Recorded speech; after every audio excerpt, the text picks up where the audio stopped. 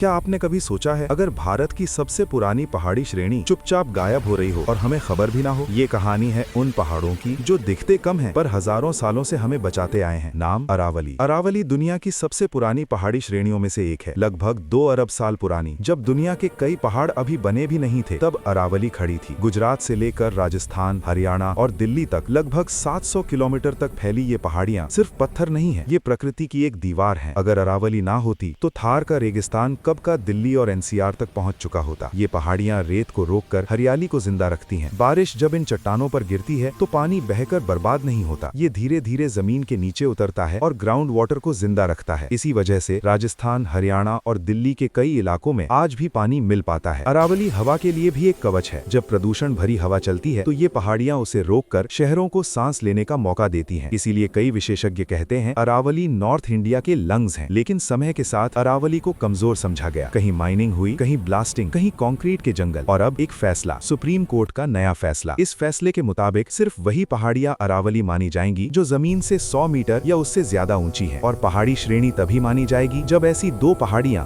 500 metre के अंदर हो। इसका मतलब अरावली का बहुत बड़ा हिस्सा अब कानूनी सुरक्षा से बाहर हो सकता है। वो पहाड़ियां जो छोटी हैं पर पानी रोकती हैं, हवा रोकती हैं, जिंदगी संभालती हैं, अब उनका नाम अरावली की लिस्ट में नहीं। इसी वजह से देश भर में विरोध हो रहा है। पर्यावरण विशेषज्ञ कहते हैं पहाड़ की कीमत सिर्फ उसकी ऊंचाई से नहीं होती, एक छोटी पहाड़ी भी पूरे शहर का भविष्य बदल सकती है। सरकार का कहना है कि पर्यावरण सुरक्षा रहेगी और माइनिंग पर नियंत्रण होगा, पर सवाल अब भी वही है, जब पहाड़ बोल नहीं सकते तो उनकी तरफ से बोलेगा कौन? अरावली सिर्फ पत्थर नहीं है, ये पानी है, ये हवा है, ये भविष्य है। सवाल ये नहीं कि पहाड़ कितने ऊंचे हैं, सवाल ये है क्या हम उनकी कीमत समझते हैं।